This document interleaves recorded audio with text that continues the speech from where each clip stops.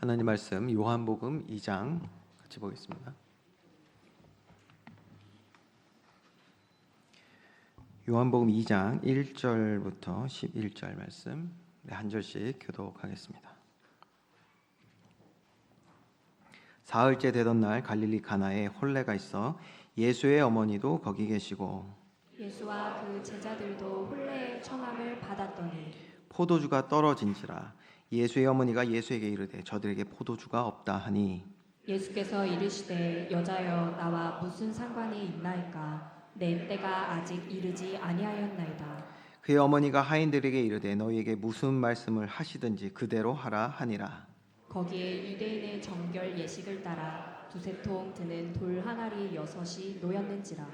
예수께서 그들에게 이르시되 항아리에 물을 채우라 하신즉 아기까지 채우니 이제는 떠서 연회장에게 갖다 주라 하시매 갖다 주었더니 연회장은 물로 된 포도주를 맛보고도 어디서 났는지 알지 못하되 물 떠온 하인들은 알더라. 연회장이 신랑을 불러 말하되 사람마다 먼저 좋은 포도주를 내고 취한 후에 낮은 것을 내거늘 그대는 지금까지 좋은 포도주를 두었도다 하니라. 같이 읽겠습니다. 예수께서 이 첫 표적을 갈릴리 가나에서 행하여 그의 영광을 나타내심에 제자들이 그를 믿으니라. 아멘. 오늘 주의 말씀 듣는 날 하나님 주시는 새 힘 얻는 귀한 은혜의 시간 되기를 주님의 이름으로 축원드립니다. 지난 시간에 우리 중요한 말씀을 함께 확인할 수 있었는데요. 밤새도록 고기를 잡으려고 애썼던 베드로. 그런데 한 마리도 잡지 못했습니다. 한 마리도 잡지 못했어요. 어쩌면 이것이 우리 삶에 우리가 지금 마주하고 있는 문제와도 같은 것이겠죠. 그러니까 그 문제 앞에서 굉장히 시달렸을 것입니다. 누가요? 베드로가 한 마리도 밤새도록 고기 한 마리를 잡지 못했어요. 그런데 예수님의 말씀을 듣고 그 말씀 의지하여 그물을 내리니 많은 물고기를 잡은 줄 믿으시기 바랍니다. 자, 놀라운 것은요, 어부인 그 베드로의 그 지식과 경험과는 맞지 않는 그런 상황이었음에도 불구하고 전날에는 아예 잡지도 못했고요. 지금 예수님께서 그물을 내리라고 말씀하신 그 시간은 어부들이 그 그물 내리는 시간도 아니었고요. 그럼에도 불구하고 예수님의 말씀대로 행하니 놀라운 일이 일어났단 말이에요. 자, 그런데 핵심은 물고기를 많이 잡은 것에 있지가 않습니다. 이게 중요한 거예요. 이게 핵심 포인트거든요. 많은 사람들이 예수님을 따르면서도 예수님이 행하신 그 기적에만 초점을 맞추니까 어떤 이제 질문이 나오냐면, 그럼 목사님, 나는 왜 안 됩니까? 그럼 목사님, 왜 나에게는 그런 응답이 없는 것입니까? 낙심하고 불평하는 사람들을 보게 됩니다. 여러분, 베드로에게 일어났던 그 놀라운 일의 핵심은 어떻게 예수님의 말씀을 의지하고 순종하여 그물을 내릴 수 있었는가입니다. 믿음에 대한 거예요, 믿음. 보이는 결과가 아닌 믿음에 대한 것입니다. 보세요, 여러분. 왜 이게 핵심입니까? 지금 베드로는요, 밤새도록 고기 못 잡아서 피곤해요. 피곤하고 지치고 짜증도 나고요. 낙심되고요. 그래도 나가야 돼. 그래도 살아내야 돼요, 지금. 왜? 살아야 되니까. 생업이니까. 그런데 예수님은요, 더 나아가 자기 지식과 경험에 맞지 않는 말씀을 하신단 말이에요, 지금. 비전문가가, 쉽게 말하면, 그렇죠? 비전문가가 어부한테 좀 짜증이 났을 것 같기도 해요. 여러분, 말씀 듣다가 짜증나는 일 있지 않으십니까? 저는 예전에 좀 있었어요. 말씀을 꼭 저렇게 하셔야 되나? 당사자가 저기 뒤에 계시니까 이렇게 말이 좀 조심스럽게 되네요, 이게.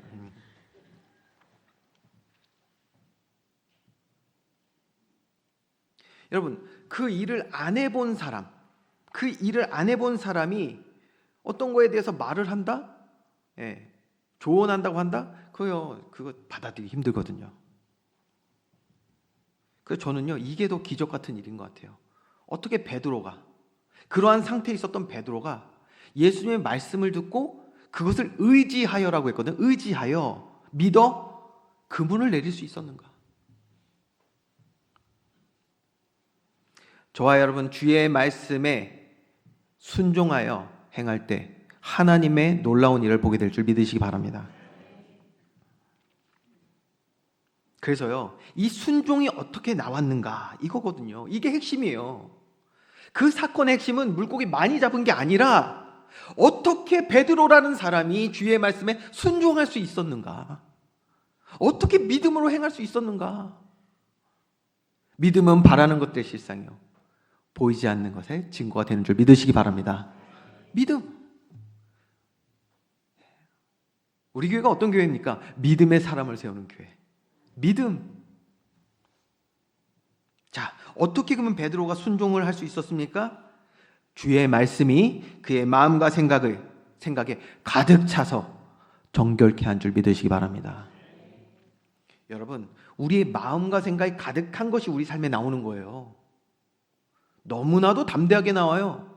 어떤 사람은요, 이런 마음은 좀 근데 잘못된 정보 가득 차서요, 아주 담대하게 행하더라고요. 예. 누가 그러잖아요. 그래서 무식한 것도 지식인데 무식하면 용기 있다, 뭐 이런 말도 하는데요. 베드로가, 이런 경력자인 어부인 베드로가 비경력자, 비전문가인 예수님의 말씀에 순종하여 그물을 내릴 수 있었던 것은 다른 게 아니에요. 주님과 함께하며 말씀을 듣고 그 말씀이 그 마음과 생각이 가득 차니 그 말씀을 의지하여 순종할 수 있었다는 것입니다. 여러분, 그러니까 얼마나 중요합니까? 말씀 듣는 것이. 여러분, 세상 지식과 경험은요, 이것은요, 하나님의 말씀에 순종할 수 없게 하는 것들로 가득하거든요. 네. 그런데 그러한 불신앙이 우리에게서 씻겨져 나가는 거예요. 언제? 말씀이 가득 차니. 컵에요, 오염된 게 막 있어요. 그러면 이거 깨끗하게 하는 방법 뭐예요? 물을 가득 넣는 거예요. 가득. 그러면 그 안에 있는 오염된 게 다 나와버린단 말이에요. 자, 베드로가 지금 말씀이 가득 찬 거예요. 그러니까 어떻게 고백했습니까? 누가복음 5장 5절 말씀인데요, 우리 한번 같이 읽어볼까요? 시작. 시몬이 대답하여 이르되 선생님, 우리들이 밤이 새도록 수고하였으되 잡은 것이 없지만은 말씀에 의지하여 내가 그물을 내리리이다 하고. 아멘. 다시 해석해 보면요, 내가 이 일의 전문가인데요, 예? 그래서 내가 잘 아는데요, 지금 그물 내리러 가봐야 아무것도 잡을 수 없어요. 그거 확신하지만 여기서 그러나가 아니라 어떻게 합니까? 어떻게 합니까? 그럼에도 불구하고 주의 말씀에 의지해서 내가 해보겠습니다, 이렇게 말하는 거예요. 저와 여러분, 이런 믿음이 회복되는 날 되기를 주님의 이름으로 축원드립니다. 여러분 보세요, 성경은 여기에 대해서 어떻게 말하냐, 이렇게 말합니다. 로마서 10장 16절에서 17절인데요 그러나 그들이 다 복음을 순종하지 아니하였도다. 이사야가 이르되 주여 우리가 전한 것을 누가 믿었나이까 하였으니. 17절 여러분이 한번 읽어볼까요? 시작. 그러므로 믿음은 들음에서 나며 들음은 그리스도의 말씀으로 말미암았느니라. 아멘. 여러분, 우리의 순종이 어디서 온다? 믿음으로부터예요. 하나님의 말씀에 순종할 수 있는 그 힘은 믿음으로부터 나오고, 그 믿음은 그냥 들음이 아니라, 내 복음이 아니라 천국 복음, 그리스도의 말씀을 들음으로 나오게 되는 줄 믿으시기 바랍니다. 그래서 여러분, 말씀은요, 주의 말씀은 우리로, 저와 여러분에게 주의 말씀을 믿게 하고요, 그 믿음은 우리로 순종할 수 있는, 삶으로 행할 수 있는 영적인 힘을 공급해 준다는 거예요. 그럼 이걸요, 반대로 또 얘기해 보면 어떻게 되냐? 말씀이 우리에게 없으면, 여러분, 이 말씀이라는 말도 참 제가 지금 좀 그래요. 왜냐하면 어떤 사람은요, 내가 원하는 걸 듣는 게 말씀이라고 생각하거든요. 그게 아니라 하나님의 말씀, 하나님의 뜻, 천국 복음, 이것이 우리의 말씀인 줄 믿으시기 바랍니다. 이 말씀을 우리가 들어야 되는데 이 말씀이 없으면 그러니까 믿음이 없는 거예요. 말씀이 없으면 믿음이 없고 믿음이 없으면 뭐다? 행할 힘이 없는 것입니다. 그래서 여러분, 오늘 우리에게 지금 이 순간 우리 개인과 가정과 교회와 또 이 나라 이 땅을 우리가 바라볼 때 필요한 것은요, 보이는 응답 이전에 또 이스라엘 백성들이 구했던 것처럼 무슨 경제적인 메시아, 정치적 메시아 이런 것들을 갈망하는 것이 아니라 오늘 우리에게 필요한 것은 오늘도 살아 이 땅을 다스리시는 참된 주인, 왕이신 예수 그리스도의 그 말씀에 순종하여 행할 수 있는 영적인 힘이 필요한 줄 믿으시기 바랍니다. 저와 여러분, 영적인 힘이 필요한 거예요.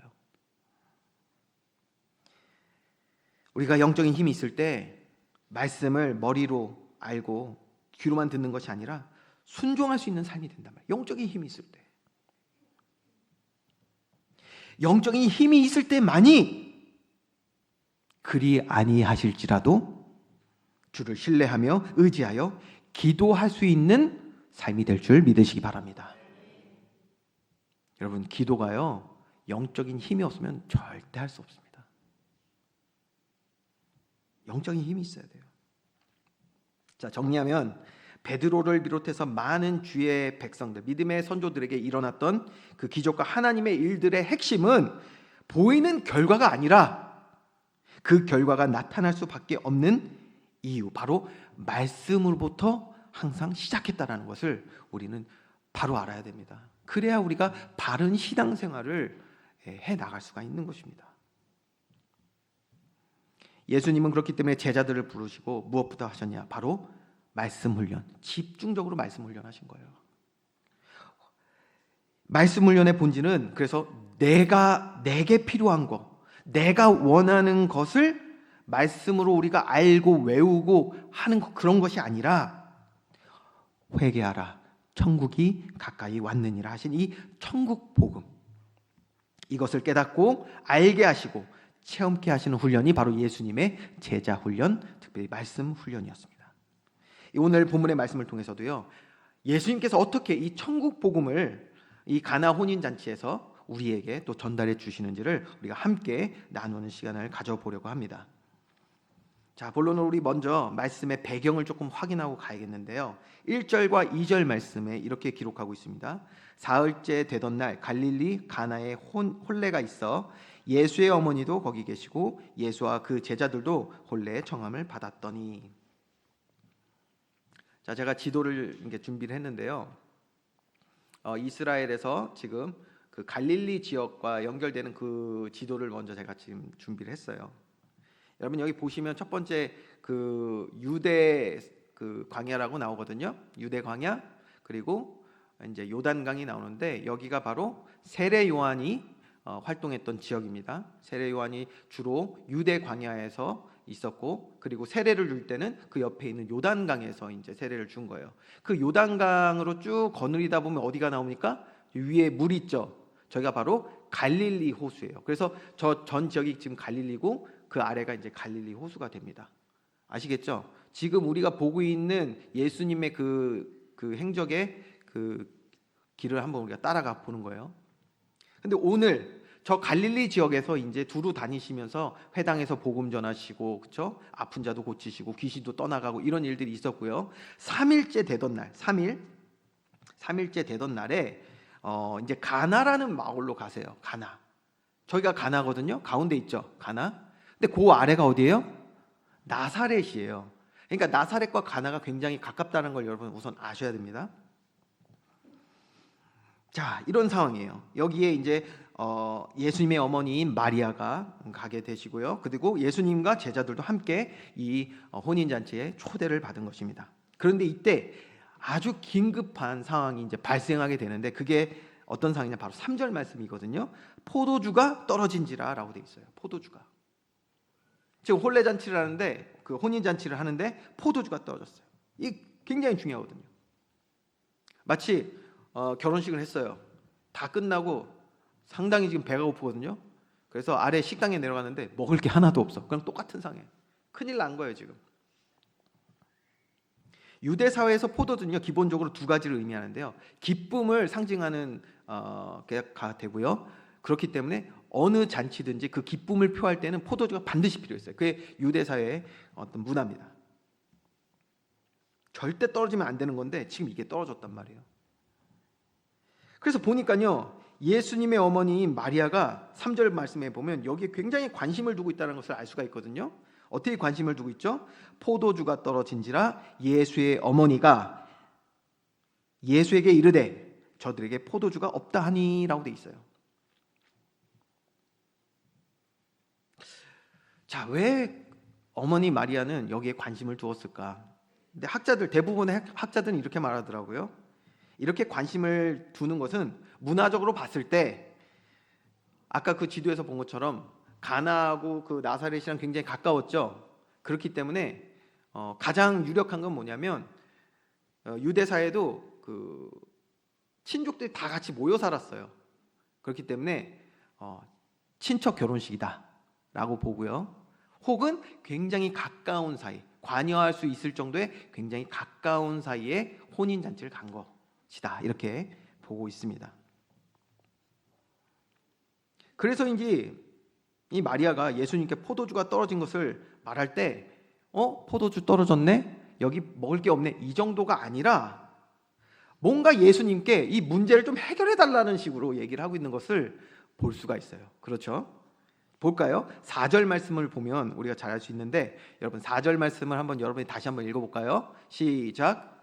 예수께서 이르시되 여자여 나와 무슨 상관이 있나이까 내 때가 아직 이르지 아니하였나이다. 자, 여기서 보면 그냥 상황을 얘기하신 게 아니라 뭔가 찌른 거예요. 그러니까 옆구리 찌른 거야 지금.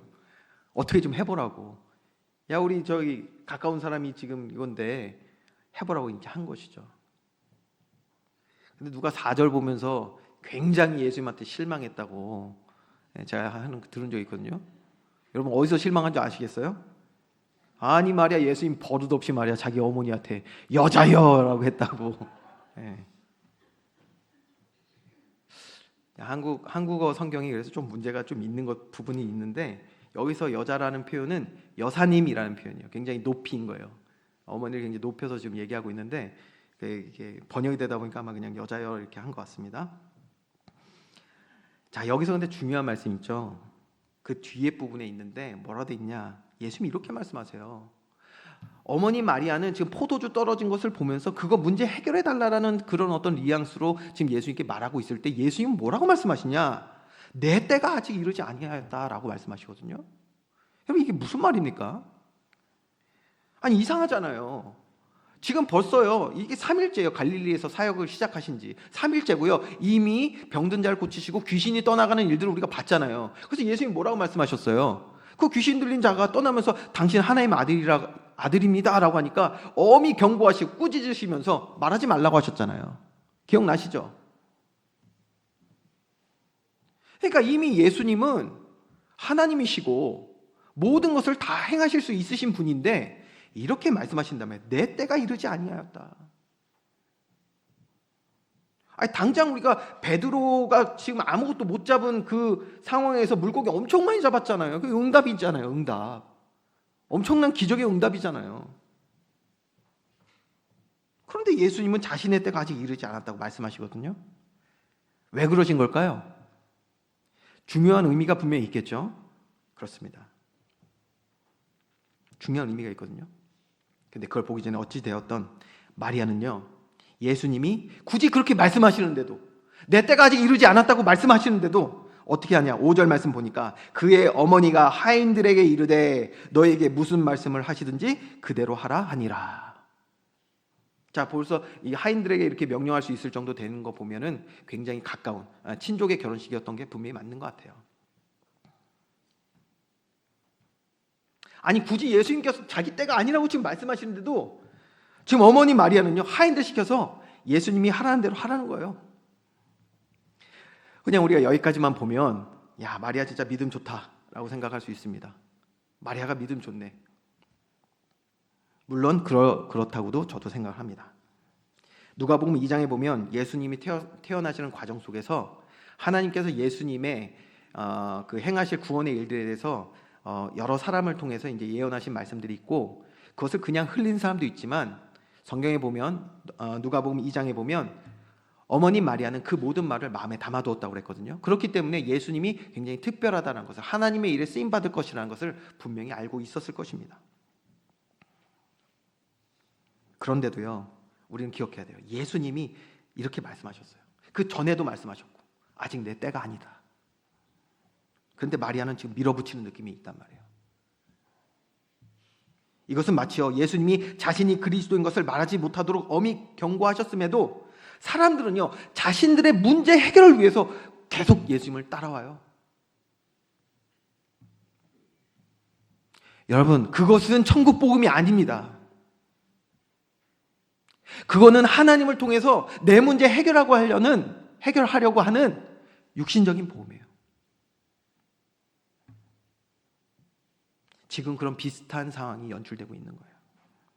여러분, 우리가 살짝 기억을 더듬기 위해서 이 전에 있었던 예수님의 사역에 무리들이 어떻게 행했는지를 누가복음 4장 말씀을 통해서 한번 다시 보려 합니다. 4장 42절부터 44절 말씀, 우리 한번 같이 또 합독합시다. 시작. 날이 밝음에 예수께서 나오사 한적한 곳에 가시니 무리가 찾다가 만나서 자기들에게서 떠나시지 못하게 만류하려 하매 예수께서 이르시되 내가 다른 동네들에서도 하나님의 나라 복음을 전하여야 하리니 나는 이 일을 위해 보내심을 받았노라 하시고 갈릴리 여러 회당에서 전도하시더라.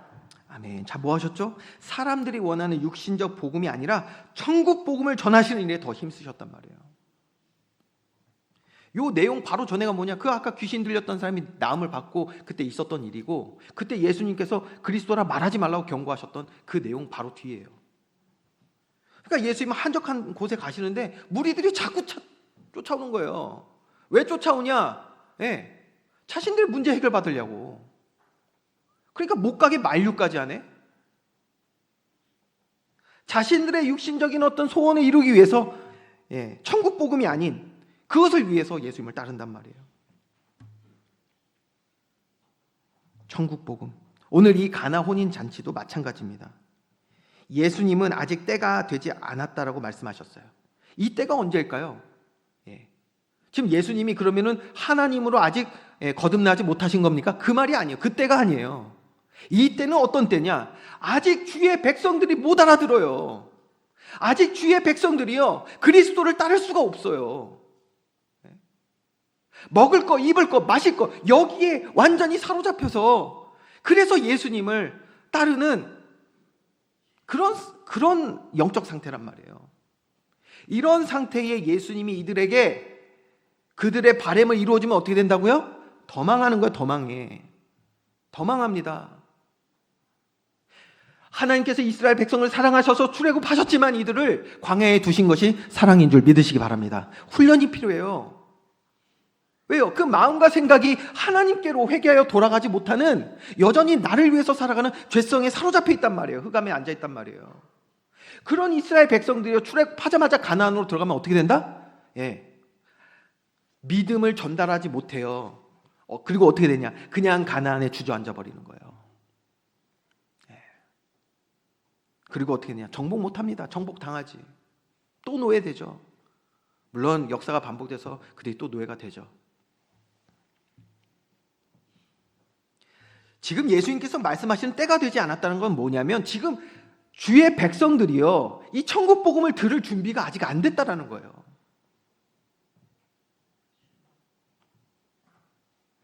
예수님 자신이 하나님의 구원 계획을 이루는 구원자, 그리스도임을 주의 백성들이 온전히 바르게 깨닫고 받아들일 수 있는 영적인 상태가 아직 아니기에, 그래서 예수님께서는 가나 혼인 잔치에서도 뭐 하셨다? 천국 복음을 선포하신 줄 믿으시기 바랍니다. 천국 복음을 선포하셨어요. 그 방법이 뭐냐? 오늘 아주 직접적인 표적을 이제 행하시거든요. 자, 11절에 뭐라고 기록되어 있죠? 예수께서 이 첫 표적을 갈릴리 가나에 가나에서 행하여 그의 영광을 나타내심에 뭐했다? 제자들이 그를 믿으니라. 목사님, 그러니까 이게 왜 첫 표적입니까? 저도 궁금했어요. 이걸 왜 첫 표적이라고 하는지. 그렇잖아요. 이미요 물고기도 많이 잡았다니까요. 그걸 첫 표적이라고 하지 않으시고, 나음을 받았다니까요. 귀신이 떠나갔어요. 그게 첫 표적이 아니라 오늘 이 가나 혼인 잔치에 일어난 일을 첫 표적이라고 지금 말하고 있어요. 어떤 일이요? 물이 변하여 포도주 된 사건. 그리고요 그걸 통해서요 그리스도, 예수님께서 그리스도이신 영광을 나타내시고 뭐했다? 제자들은 믿음을 세워가게 된 줄 믿으시기 바랍니다. 이거 아주 특별한 의미를 가진 표적입니다. 왜 그러냐? 보세요. 믿음이 어디서 난다고 했죠? 우리 로마서 아까 10장 17절 봤잖아요. 믿음이 어디서 납니까? 들음에서 나고, 그 들음은 뭐요? 그리스도의 말씀으로 말미암다고 했어요. 이 물이 변하여 포도주 된 사건은 바로 그리스도를 예표하고 있는 구원의 놀라운 사건입니다. 바로 예수님 당신이 구원의 새 언약, 그리스도가 되심을 나타내는 첫 표적이 된다는 거예요. 자, 6절에서 10절 말씀을 보면 이제 우리가 알 수가 있는데요. 6절 말씀을 볼까요? 자, 뭐라고 되어 있습니까? 이제 포도주가 없어요. 근데 예수님께서 이제 이 사건을 가지고 당신이 그리스도 되심을 나타내는 첫 표적을 일으키시는데 뭐합니까? 포도주가 없기 때문에 돌 항아리가 있어요. 6절 말씀 보면 돌 항아리 6개가 놓여 있어요. 여기에 뭐합니까? 다 물을 채우라고 하인들에게 명령을 합니다. 물을 채워요. 아기까지 채웁니다. 여기 돌 항아리 6개라고 해서 제가 한번 잘 가늠이 안 가가지고 좀 그 인터넷 찾아봤거든요. 그랬더니 이 항아리가 한 항아리에 한 120리터 정도가 들어가더라고요. 그러니까 1.5리터짜리 있잖아요. 1.5리터짜리 그 페트병 물을 한 80개 정도를 넣을 수 있는 크기예요. 그러니까 굉장히 크더라고요. 그게 6개가 있는 거예요. 지금 가득 채웠어요. 그거를. 그리고 이제 뭐예요? 그 물을 퍼다가 연회장에게 갖다 줬는데 그 물이 변하여 뭐가 됐다? 포도주가 된 줄 믿으시기 바랍니다. 참 놀라운 일이죠. 우리 삶에도 물이 변하여 포도주 되는 그런 하나님의 놀라운 일이 있기를 주님의 이름으로 축원드립니다.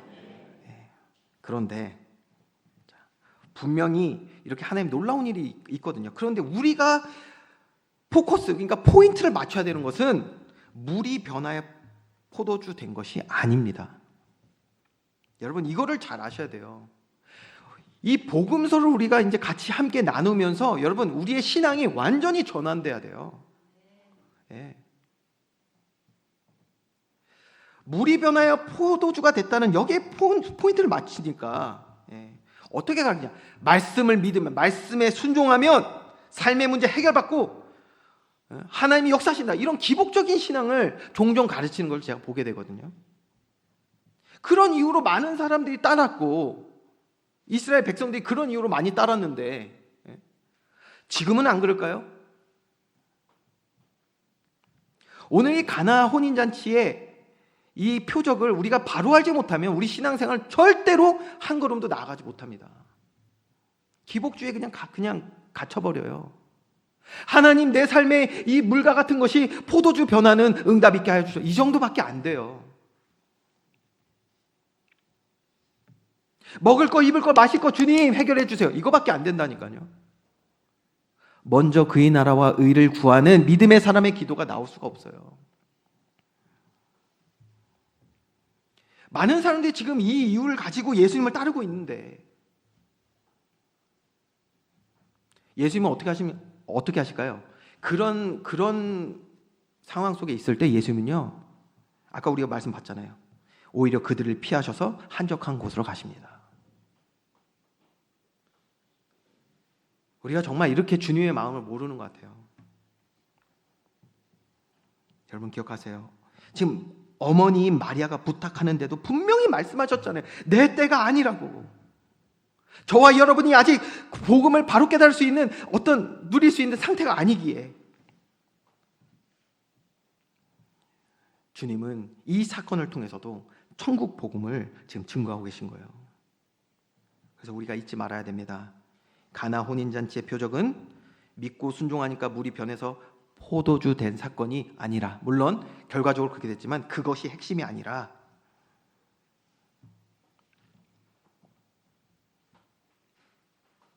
천국 복음과 상관없는 내 바램을 이루는 수단으로 예수 그리스도를 바라보고 따르는 이 잘못된 왜곡된 복음을 바로 깨닫게 하시기 위하여 우리에게 허락하신 놀라운 하나님의 일인 줄 여러분 믿으시기 바랍니다. 이거 바로 돼야 돼요. 이게 먼저 안 되면 우리가 쫓는 그리스도가 정말 우리가 바로 알고 쫓는 것인지, 내가 믿는다고 하는 것이 정말 바른 믿음이 맞는지, 혹시 그리스도의 말씀을 듣는다고 하면서 예수님을 쫓았던 그 무리들과 같이 세상적 헛된 소망을 품고 주님 따르는 것은 아닌지,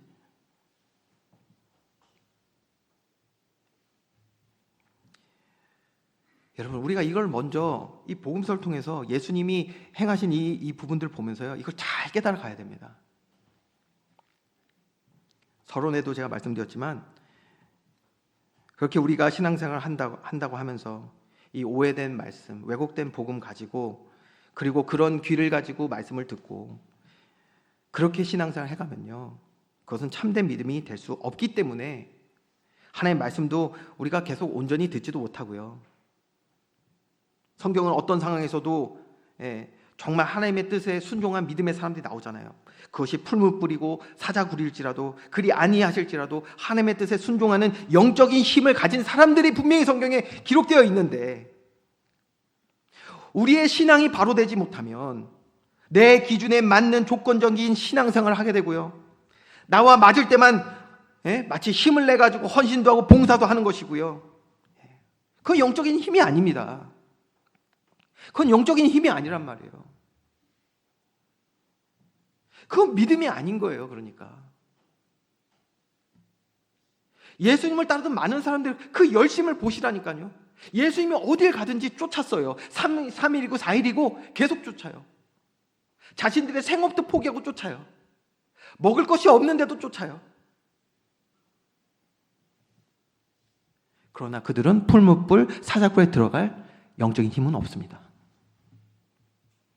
나중에 어떻게 해요? 예수님을 배신하고 다 돌아서고요, 오히려 예수님을 저주하고요, 영적인 힘이 없는 거예요.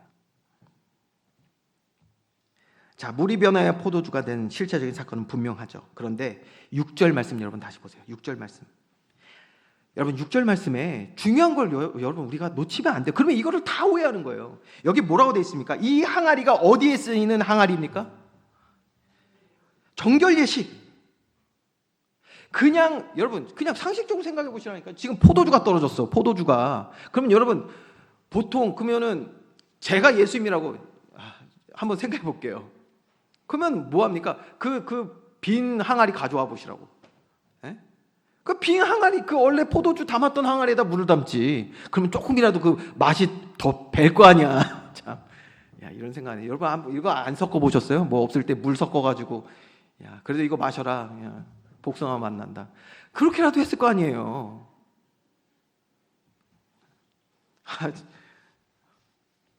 제가 뭐 그렇게 옛날 사람은 아닌데 그런 경험들이 있어서 그냥 얘기해 본 겁니다. 이상하게 쳐다보신 분이 있어서. 그냥 항아리가 아니란 말이에요. 어디요? 정결 예식에 쓰인 항아리. 이게 굉장히 중요해요. 자, 그러면 정결 예식이 무엇입니까? 이걸 조금 우리가 알아야겠죠. 출애굽기 30장 17절에서 20절 말씀을 여러분 한번 찬찬히 우리 한번 합독해 보겠습니다. 이걸 읽어야 정결 예식을 이렇게 했구나를 먼저 알 수가 있거든요. 같이 읽습니다. 시작. 여호와께서 모세에게 말씀하여 이르시되 너는 물두멍을 노스로 만들고 그 받침도 노스로 만들어 씻게 하되 그것을 회막과 제단 사이에 두고 그 속에 물을 담으라. 아론과 그의 아들들이 그 두멍에서 수족을 씻되 그들이 회막에 들어갈 때에 물로 씻어 죽기를 면할 것이요 제단에 가까이 가서 그 직분을 행하여 여호와 앞에 화제를 사를 때에도 그리 할지니라. 아멘. 여기 보면 이 물두멍이 나오죠. 이게 바로 정결 예식에 쓰이던 항아리입니다. 요 항아리예요. 물두멍. 그 보세요. 어떻게 합니까? 회막과 제단 사이에 두고 그 속에 물을 담아서 뭐 합니까? 발과 손을 씻고요. 회막에 들어갈 때 물로 반드시 씻어야 돼요. 안 그러면 죽는다고 그랬어요. 그래서 제사를 드릴 때 반드시 이렇게 하라고 하나님께서 명령하셨습니다. 이게 뭡니까? 하나님께 나아갈 때, 우리가 마음을 돌이켜 주님 앞으로 나아갈 때 반드시 우리의 죄 문제를 해결하고 나가야 된다는 거예요. 정결 예식. 구약은요, 이것을 계속 반복했던 거예요. 반복. 왜 반복했습니까? 저와 여러분의 죄값은 영원한 죄값이고 100년을 이렇게 정결하게 한다고 해도 해결받지 못해요. 1000년을 이렇게 한다고 해결받지 못합니다. 뭐 어떤 데는요, 무슨 몇 번 기도 뭐 1000번째인가 뭐 이런 거 하면서 뭐 하잖아요. 그렇게 한다고 우리의 죄 문제 해결되는 게 아니란 말이에요. 왜? 우리의 죄값은 영원한 사망이거든요. 그러니까 이렇게 정결케 하는 그 행위를 반복해서 해야 됩니다. 왜? 하나님께 나아가야 되니까. 그래서 이것이 하나님이 구약시대 예표로서 그림자로 주신 구원의 길, 이것을 혹은 옛 언약이라고 말합니다. 지금 옛 언약이에요. 뭐가? 물이. 자, 우리 예수님이 이 땅에 오셨어요. 예수님께서 그 구약에 반복되던 복잡한 제사의 방법이 아니라 영원하신 하나님께서 저와 여러분의 영원한 죄를 담당하시고 십자가의 죽으심으로 단 한 번에 완전히 하나님께 회개하여 나아가는 하나님 나라를 누릴 완전한 구원의 길을 영원히 성취하신 줄 믿으시기 바랍니다. 어떻게 해요? 물로 정결케 하는 것이 이제 아니라 십자가의 보혈로. 십자가의 보혈로. 나중에 우리가 더 자세히 보겠지만요, 예수님이 이제 주의 백성들이 그가 그리스도이심을 깨닫는 그 때가 되었을 때 중요한 말씀들을 하십니다. 제자들에게 내가 그리스도이다 이제 밝히 드러내서 말씀하시고요, 십자가의 대속 제물이 되어서 우리를 정결케, 영원히 정결케 하실 것임을 말씀해 주시고요, 특별히 제자들과 마지막 만찬하시는 그때에 저녁에 이렇게 포도주를 나눠주시면서 뭐라고 말씀하셨냐? 누가복음 22장 20절입니다. 저녁 먹은 후에 잔도 그와 같이 하여 이르시되 이 잔은 내 피로 세우는 뭐라고요? 새 언약이니, 새 언약 곧 너희를 위하여 붓는 것이라. 물이 변하여 포도주가 된 이 표적은 예수님 당신께서 우리를 위해 십자가에 죽으심으로 우리의 모든 죄를 단번에 완전히 영원히 해결하시고 하나님 자녀로 그의 백성으로 회복하시는 유일한 길이 되시는 하나님의 언약이 되심을 나타내신 줄 믿으시기 바랍니다. 그래서 온전한 그리스도의 능력과 권세와 영광이 나타난 첫 사건입니다. 이 가나 혼인잔치가. 오늘 저와 여러분의 삶에 허락하신 모든 시간과 장소 그리고 사건과 문제 가운데 세상 즐거움과 헛된 소망을 쫓는 그런 삶이 아니라 오직 예수 그리스도를 통해서만 얻는 이 천국 복음을 우리가 보고 듣고 깨달아 정말 참된 믿음 얻어서 하나님 자녀된 그 존귀한 삶으로 이 땅을 살아갈 수 있는 은혜의 길을 주님의 이름으로 축원드립니다. 결론입니다. 저와 여러분 다시 한번 오늘 말씀을 잘 정리해 봐야겠습니다. 가나 혼인잔치의 이 놀라운 사건은 단순히 물이 변하여 포도주 된 사건이 아니라 예수님 당신이 하나님의 구원을 성취하고 완성하시는 새 언약이 되심을 나타내시는 그야말로 천국 복음을 선포하신 사건입니다. 그러니까 천국 복음, 그리스도, 온전한 그리스도의 말씀을 들은 제자들이 복음 안에 나타난 그리스도의 영광을 보니 어떻게 됩니까? 그리스도의 말씀을 들으니 보니 어떻게 돼요? 믿음이 세워지는 거예요. 바른 복음, 바른 믿음. 그러니 제자들에게는 영적인 힘이 이제 생긴단 말이에요. 저와 여러분 이런 과정을 가야 됩니다. 영적인 힘을 얻어야 돼요. 우리가 영적인 힘을 얻어서 이 땅을 살아가면 그러면 어떤 결과가 나타나냐? 자, 9절에서 10절 말씀이죠. 연회장은 물로 된 포도주를 맛보고도 어디서 났는지 알지 못하되 물 떠온 하인들은 알더라.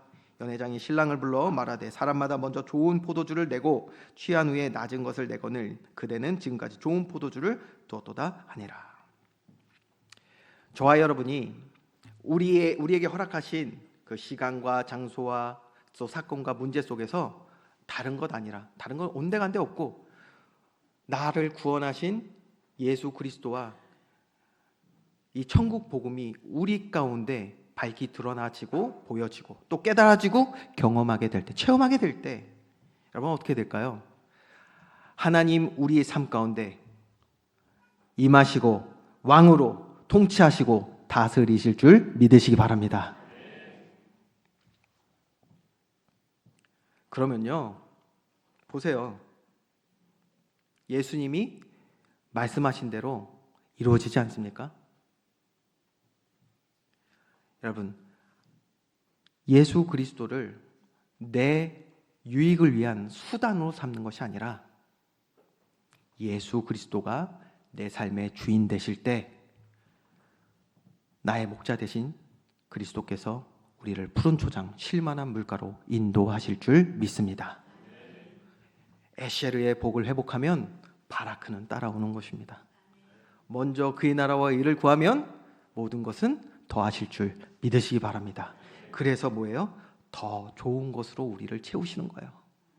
더 좋은 것으로. 여러분, 그 전의 것들이 좋았습니까? 그 전 포도주가 좋았다고요? 아니요. 하나님이 우리에게 주시는 그것은 더 좋은 것입니다. 이것으로 체험을 받는 저와 여러분이 되어야 돼요. 믿음의 사람들인 히브리서에 기록된 믿음의 사람들은요, 그래서 그 히브리서에 굉장히 많이 반복하는 단어가 있어요. 그 단어가 뭐냐면 더 좋은 것입니다. 더 좋은 것으로, 더 좋은 소망, 더 좋은 천국. 아멘이시죠? 정말 이 천국 복음을 통해서 우리의 신앙이 온전하게 회복되고 세워지는 은혜 있어야 될 줄 믿습니다. 저와 여러분이요, 오늘 예수 그리스도의 천국 복음을 정말 바로 깨달아 바른 믿음 가지고 믿음의 삶을 살 때 영적인 힘이 나겠습니까? 안 나겠습니까? 나게 되는 거예요. 그 영적인 힘 가지고 이제 말씀에 순종하는 저와 여러분의 삶을 통해서 어떤 일이 일어난다? 더 좋은, 세상이 줄 수 없는, 세상이 주는 것과 비교할 수 없는 더 좋은 하나님의 은혜로 우리의 삶을 가득 채우실 줄 믿으시기 바랍니다. 천국 복음의 증인된 저와 여러분, 우리 교회 되기를 주님의 이름으로 축원드립니다. 기도하겠습니다. 사랑의 하나님, 모든 상황 속에서 하나님이 다스리시고 통치하심을 우리가 신뢰하고 믿고 그래서 말씀 의지하여 하나님 자녀된 삶을 살아갈 수 있는 우리 모든 주의 백성들 다 되게 하여 주시옵소서. 하나님, 이 일을 위하여 주의 말씀 앞으로 더욱더 나아갈 수 있는 우리 모든 주의 백성들 되기 원합니다.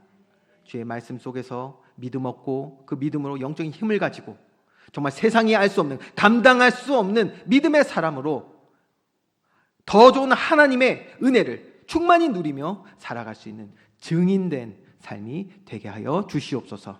감사드리며 예수 그리스도의 이름으로 기도합니다. 아멘.